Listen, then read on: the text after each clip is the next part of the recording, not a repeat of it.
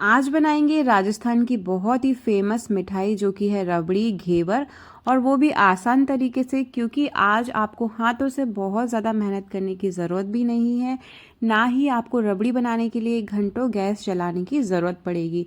बहुत ही इजी तरीका है, स्टेप बाय स्टेप मैंने बताया है। तो चलिए देख लेते हैं कैसे बनाना है।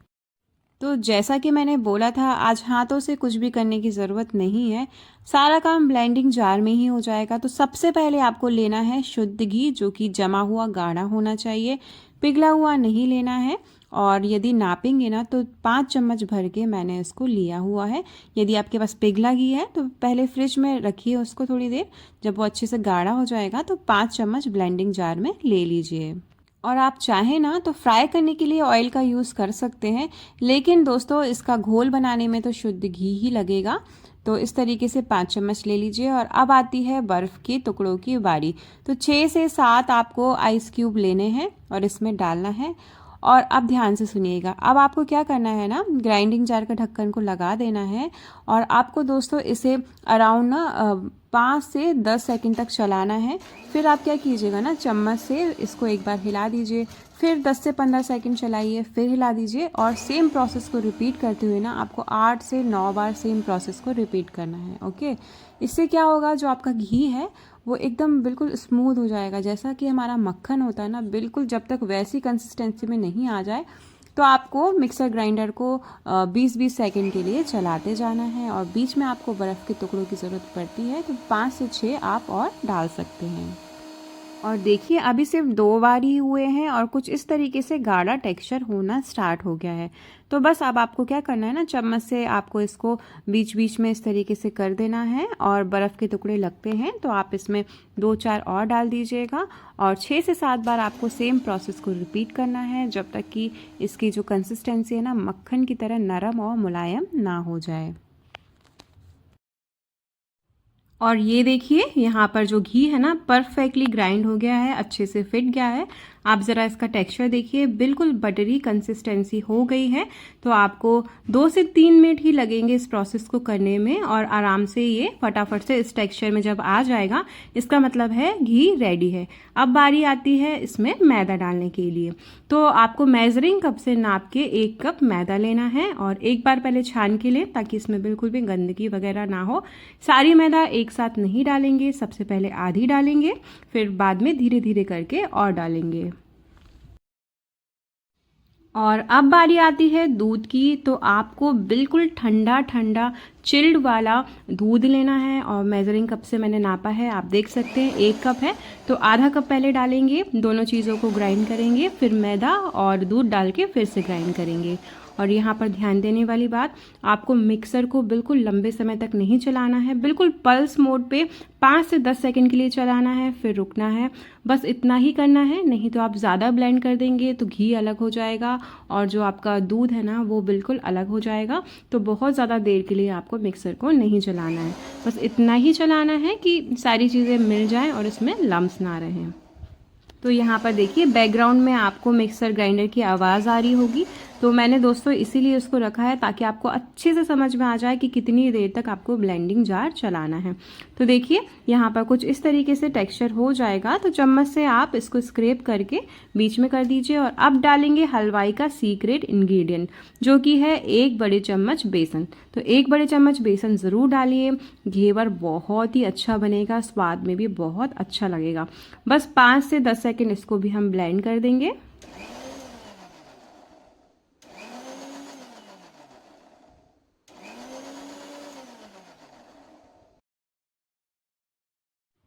तो देखिए कुछ इस तरीके से अभी आपको इसका टेक्सचर दिख रहा है, थोड़े लम्स दिख रहे होंगे जो कि नॉर्मल है।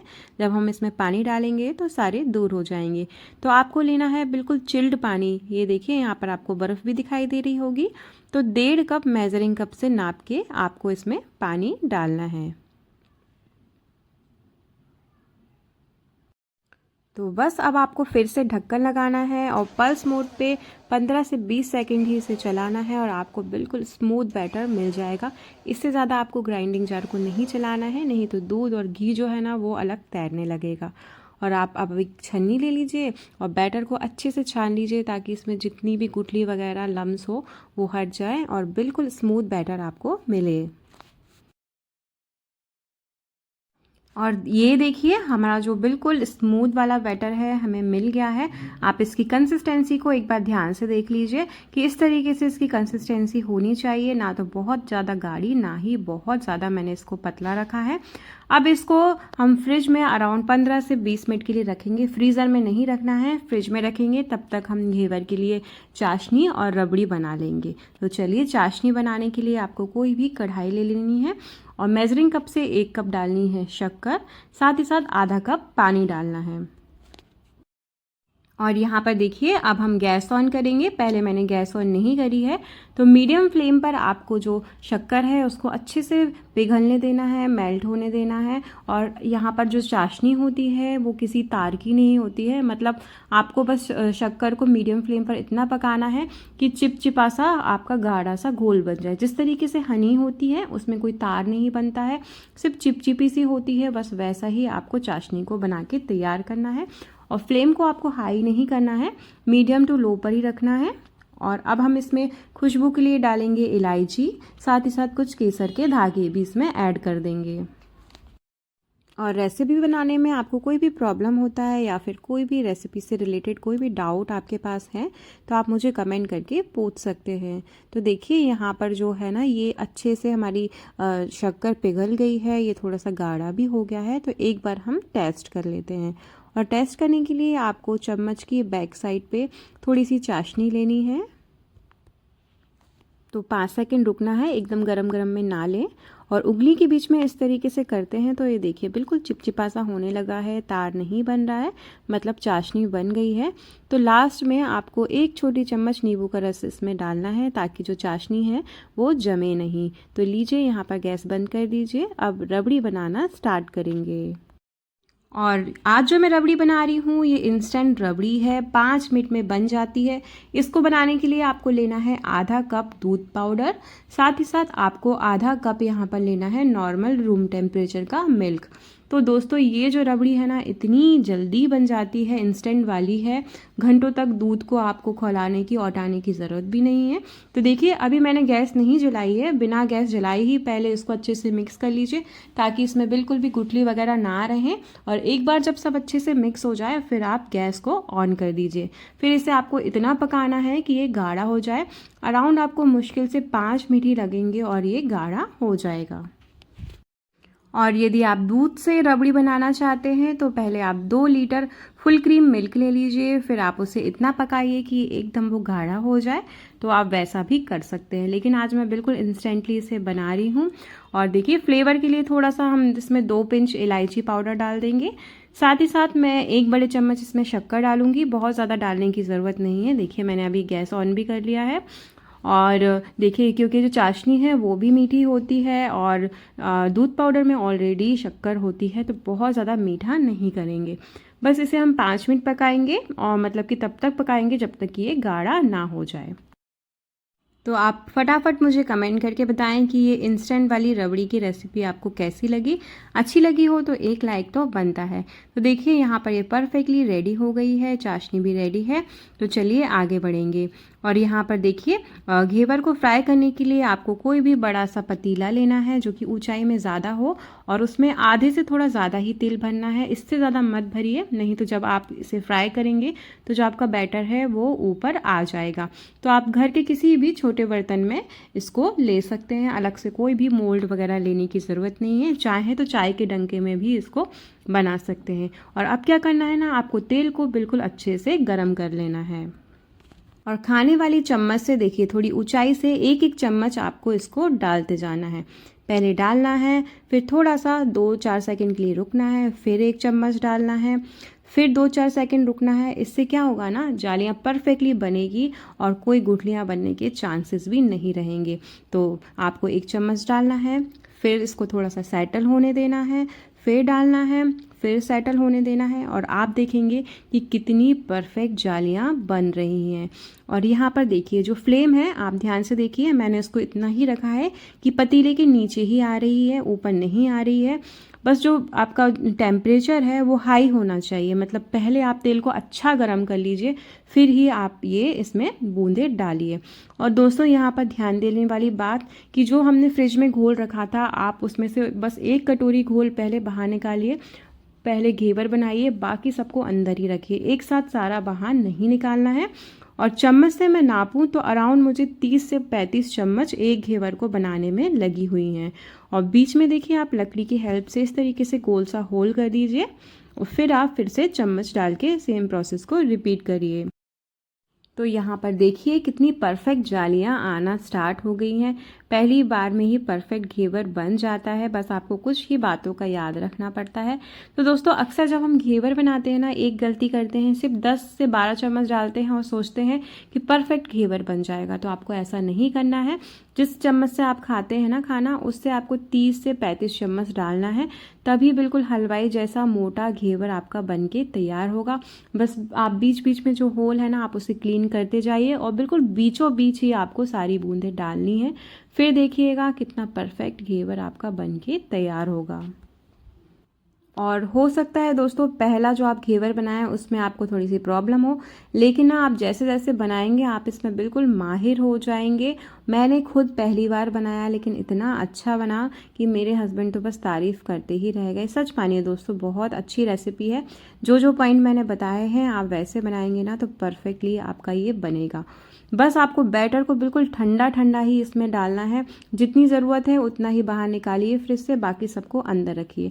अब देखिए जब ये हमारी बूंदें सारी डल जाएंगी ना, तो आपको क्या करना है ना, किसी भी फोक से या फिर लकड़ी की चम्मच से इसको हल्का सा नीचे प्रेस करने का कोशिश कीजिए, ताकि ये जो ऊपर की सतह है वो भी अच्छे से फ्राई हो जाए। तो आप किसी भी फोक या चम्मच का यूज़ कर सकते हैं, बस हल्के हाथों से इसे नीचे प्रेस करना है। और जब आप नीचे प्रेस करेंगे ना, उससे एक फ़ायदा होगा कि साइड में जितना भी हमारा एक्स्ट्रा पार्ट जम गया है, मतलब घेवर का घोल जो जम गया है ना, उसको निकालने में आसानी होगी। तो आप क्या कीजिए ना दोस्तों, किसी भी संसी वगैरह से, कपड़े से, जो भी आपको अच्छा लगता है उससे पकड़ के इसका जो साइड की खुरचन रहती है ना, उसको निकाल दीजिए। ये बहुत ज़्यादा ज़रूरी है दोस्तों। जब मैंने बनाया ना इसको, तब मैंने फ़ील किया कि जब मैंने घेवर को इससे बाहर निकाला तो वो निकल ही नहीं रहा था। तो सबसे ज़रूरी है कि आप किसी भी चम्मच से ये पूरी खुरचन को निकाल लीजिए, तभी जब हमारा घेवर है आप इसे ऊपर उठाएंगे ना, तभी अच्छे से उठेगा, नहीं तो ना ये टूट जाएगा। तो ये बहुत इंपॉर्टेंट है। मैं बिल्कुल एक एक पॉइंट बता रही हूँ, जो मैंने बनाते समय फ़ील किया दोस्तों, बिल्कुल आपको वैसा ही बताया है। तो आई होप ये वीडियो आपके काम का रहा होगा।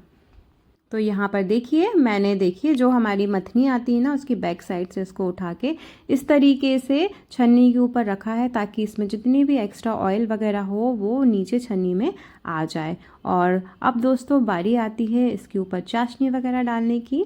तो दोस्तों आज मैंने 2 को लाइट तला है, 2 को डार्क, क्योंकि जो मेरे हस्बैंड है उनको डार्क थोड़ा खरा खाना पसंद है, मेरी सासू माँ को थोड़ा लाइट खाना पसंद है। तो दोनों की चॉइस के हिसाब से मैंने इसे बना दिया है। और अब ऊपर से देखिए हम डालेंगे इसके चाशनी। तो अराउंड 2 से 3 चम्मच डल जाएगा। आप जितना मीठा खाते हो उसके हिसाब से आप इसे एडजस्ट कर सकते हैं। कुछ लोग इसमें रबड़ी वगैरह नहीं डालते हैं, सिर्फ चाशनी ही डालते हैं और ड्राई फ्रूट, और कुछ लोग रबड़ी भी डालते हैं। आज मैं दोनों ही इसमें डालूंगी और सच मानिए बहुत ही अच्छा बना था। मैंने खुद पहली बार बनाया, लेकिन पहली बार में ही परफेक्ट बन गया है। तो आप भी अपने घर में दोस्तों आने वाली राखी पे या आने वाले किसी भी त्यौहार पे इस घेवर को बना के ट्राई कर सकते हैं। बस कुछ ही बातों को आपको याद रखना है दोस्तों, कि आपको फ्रिज में पहले से बर्फ़ जमा के रख देना है और एक पानी की बॉटल रखना है, ताकि ठंडा पानी मिल सके। फ्राई करते समय आपको जो टेम्परेचर है हाई रखना है और थोड़ा थोड़ा ब्रेक लेके एक एक चम्मच बैटर डालते जाना है, ताकि परफेक्टली जालियाँ बने। बीच में जो आपका छेद है वहीं पर आपको सारा बैटर डालते जाना है, और जो साइड की खुरचन है उसको निकालना ना भूलें, तभी परफेक्टली जब आप फ्राई करेंगे उसके बाद आपका घेवर ऊपर आएगा, नहीं तो ऊपर नहीं आएगा, टूट जाएगा। तो बस इन छोटी मोटी बेसिक बातों का याद रखना है। परफेक्ट मेजरमेंट मैंने बताया है उसका याद रखना है। बस इतना ही आप याद रखेंगे तो एक बार में परफेक्टली ये बन जाएगा। तो आई होप दोस्तों आज का जो वीडियो है वो आपको अच्छा लगा होगा। अच्छा लगा हो तो वीडियो को लाइक प्लीज़ कर दीजिएगा, क्योंकि बहुत ही ज़्यादा मेहनत लगती है। शेयर कीजिएगा, ट्राई कीजिएगा और ट्राई करने के बाद अपना फीडबैक ज़रूर दीजिएगा। और देखिए रबड़ी और ड्राई फ्रूट डालने के बाद तो इसमें 4 चांद लग गए हैं। बहुत ही टेस्टी घेवर बनके तैयार हुआ है।